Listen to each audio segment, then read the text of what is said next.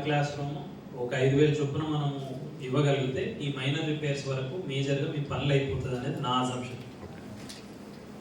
So అమ్మ ఆదర్శ పాఠశాలకు సంబంధించి మీరు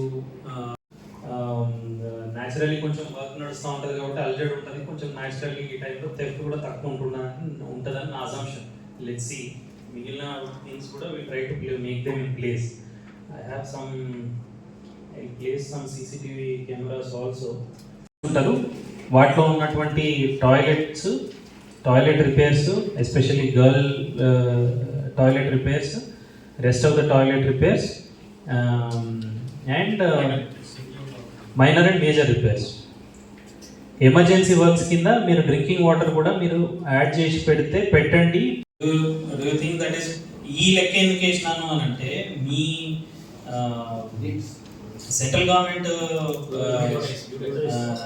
గైడ్ లైన్స్ ప్రకారం సెంట్రల్ గవర్నమెంట్ నుంచి వచ్చినటువంటి మీ ఏమంటారు ఫండ్స్ డేస్ కాదు, 25,000 బిలో ఉన్నవి మీరు ఇన్వాయిస్ బేస్డ్ పేమెంట్ చేయవచ్చు.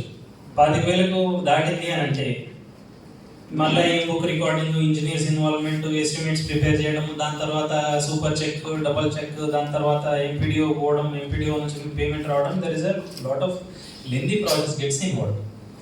సో ఇన్ జనరల్ కూడా ప్రతి స్కూల్లో ఆన్ అండ్ యావరేజ్ ఒక 5 దాకా క్లాస్ రూమ్స్ ఉన్నాయి అనేది నా అజంప్షన్. కొన్నిట్లలో ఎక్కువ ఉన్నాయి, ఎస్, బట్ యావరేజ్గా చూసుకుంటే సుమారుగా 80% ఆఫ్ ద స్కూల్స్లో 5 క్లాస్ రూమ్సే ఉంటాయి, మిగిలిన వాటిలో జర ఎక్కువ ఉంటాయి.